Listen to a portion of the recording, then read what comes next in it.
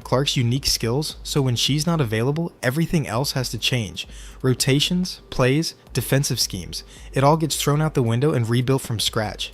The Minnesota Lynx are probably the happiest team in the league right now. They were already planning to make this a tough game for Indiana, but without Clark, their job... So, the expected happened. The expected happened, lads. And in a shock to absolutely nobody, Caitlin Clark is out. Caitlin Clark just dropped a bombshell that has WNBA fans losing their minds. She's to be torture. It's like being invited to a party but having to stand outside and watch through the window. Minnesota has to be loving the situation. They're preparing for the Fever without knowing if they'll face the team's best player or not. It's psychological warfare at its finest. The Lynx can game plan for Clark all they want, but if she doesn't, and it's working exactly as intended. Players want that money and trophy, which makes Clark's absence even more painful for the Fever and their fans. Looking ahead, this whole episode shows how fragile team chemistry and planning can be in professional sports. The Fever have built their entire identity around... She announced she was ready to play against the Minnesota Lynx, but then boom, ruled out at the last second. The internet is in complete chaos right now. $500,000 on the line and the Fever star player is nowhere to be found. What do you think is really going on with Caitlin Clark's mysterious absence? To be here with you guys today, Caitlin Clark. Studied for clues, and every update sends thousands of people into either celebration or despair. It's the modern sports experience in all its chaotic glory. The business implications are huge too. Networks, advertisers, and sponsors all build their expectations around having the league's officially ruled out for tonight's game against the Minnesota Lynx, the final of the Commissioner's Cup, So here we are again, folks. Another day. Another Caitlin Clark drama that has the entire WNBA world spinning like a washing machine on its last leg. And honestly, at this point, I'm starting to think the Indiana Fever coaching staff enjoys watching us all sweat more than they enjoy actually winning games. Let me paint you the picture of what went down, because this whole situation is messier than a toddler eating spaghetti. The not treated correctly, and pushing through them can make everything worse. Maybe this forced rest is actually the best thing that could happen for her long-term health. The timing with the Commissioner's Cup is just brutal luck. This tournament was created to give teams something extra to play for during the regular season. The Commissioner's Cup game was supposed to be Caitlin's big comeback moment. You know, that triumphant return where she drops 30 points and reminds everyone why she's the face of women's basketball. Instead, we got left hanging like a bad cliffhanger episode. That is not the case. So just got significantly easier. They can focus on shutting down other players instead of game planning specifically for the league's most dynamic offensive weapon. Social media has turned this whole thing into a circus, which is both entertaining and exhausting. Every tweet gets analyzed, every photo gets so far, it's looking like Caitlin Clark will be a game time decision based off what Stephanie White just told the media today. Now, Coach Stephanie White decides to play games with our emotions by calling Clark a game-time decision, but injuries and inconsistency have made it just as chaotic. Every time it seems like things are settling down, something new pops up to keep everyone on edge. Aaliyah Boston and the rest of the front court will need to step up massively if Clark can't go. The team's whole offensive system runs through her playmaking. Game time decision? Really? That's like saying you might show up to your own wedding. Either you're there or you're not, but don't keep us guessing until the last possible second. It's almost like they enjoy watching grown adults refresh Twitter every 5 seconds hoping for updates. We'll see what happens as we go. Maybe she won't. Either the injury is serious enough to keep her out, or it's not. This wishy-washy approach helps nobody and just creates more drama than necessary. The Fever season has been a roller coaster of emotions for fans. Clark's second year in the league was supposed to be smoother than her rookie campaign. Go through shoot around, and again, I think the most important thing for us is big picture. No sense in rushing anything. So we'll get her evaluated by the training staff. The groin injury excuse is getting old faster than milk left out in the sun. Sure, injuries have political speak from coaches trying to be strategic. The fan reactions range from reasonable to absolutely unhinged.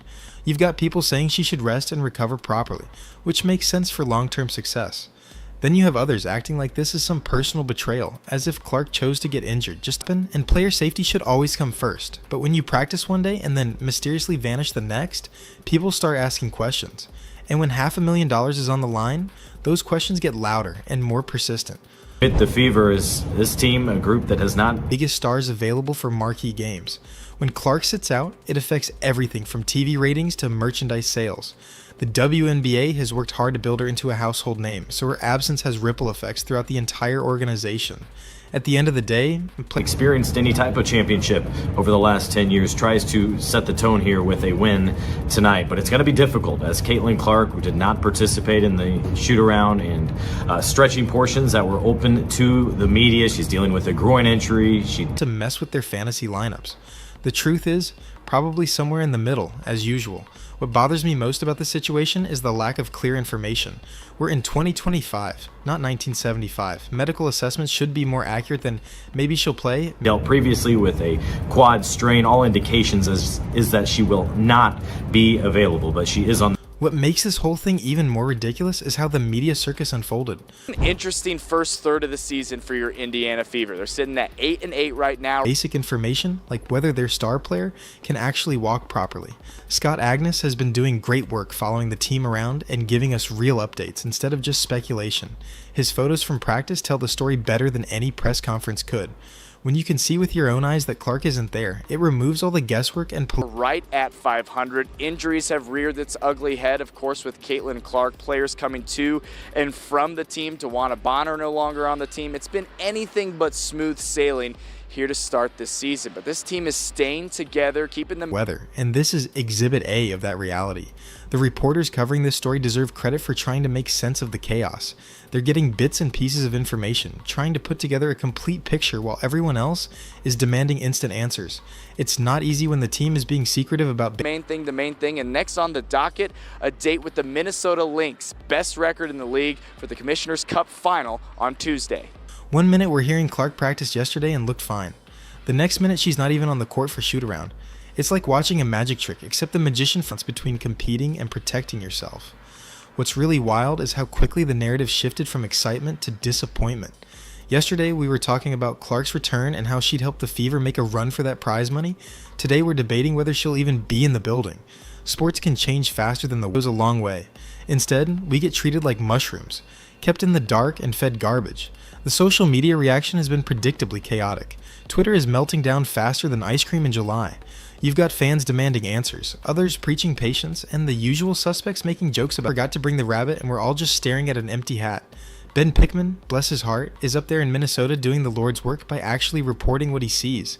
His photos show the Fever going through their paces at Target Center, and guess who's conspicuously absent? That's right, our girl Caitlin. Not even a shadow of her presence. It's like she vanished into thin air.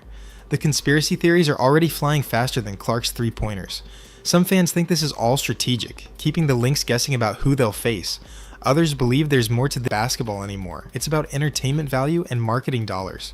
Looking at the bigger picture, this incident represents everything that's both exciting and frustrating about following professional sports. The uncertainty, the drama, the last-minute changes, it's all part of what makes us obsessed fans. But sometimes, about everything. It's like watching a digital soap opera unfold in real time. Some people are saying this game doesn't matter, that Clark should just rest up and not risk further injury. Those people are either lying to themselves or they don't understand what $500,000 means to these players. This isn't monopoly money we're talking. This injury then meets the eye. And then you have the pessimists who think Clark is just being overly cautious with a minor issue. But let's talk about what this really means for the Fever. They're facing a Minnesota team that's hungry for that Commissioner's Cup money. $500,000 split among the team is no joke. That's real money. That Commissioner's Cup format itself adds another layer of weirdness to this whole mess.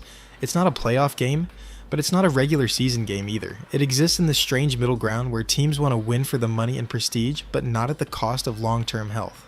Clark's situation perfectly captures this awkward balance. WNBA to put its best product on display, and having the league's biggest star sitting on the bench is like having a concert without the headliner. What's really grinding my gears is how this whole thing has been handled from a communication standpoint. Fans deserve better than cryptic updates and game time decisions. We're not asking for a full medical report, but a little transparency goes. Remember when Clark was dealing with that eye injury earlier this season? Same thing happened. Lots of drama, speculation, and fans losing their minds. She came back and played like nothing happened. Maybe this is just history repeating itself, but the stakes feel higher this time around because of the money involved. The commissioning about. This is life-changing cash that could set these athletes up for months. The competitive side of Clark has to be eating her alive right now. This is someone who thrives on big moments, who lives for games that matter. Being forced to watch from the sidelines while her teammates battle for a championship trophy and serious money you just want to watch your favorite player play basketball without all the extra nonsense. The pressure on the rest of the Fever roster is immense now. They know all eyes will be on them to prove they can compete without their superstar. It's an opportunity for role players to step up and show what they're made of. But it's also a chance for things to go very wrong very quickly. Change players' lives, especially considering WNBA salaries aren't exactly NBA level. And here's the Fever potentially going into battle without their biggest weapon. Kelsey Mitchell is going to have to step up big time. She's been solid all season, but carrying the offensive load without Clark is a completely different animal. It's like asking someone to run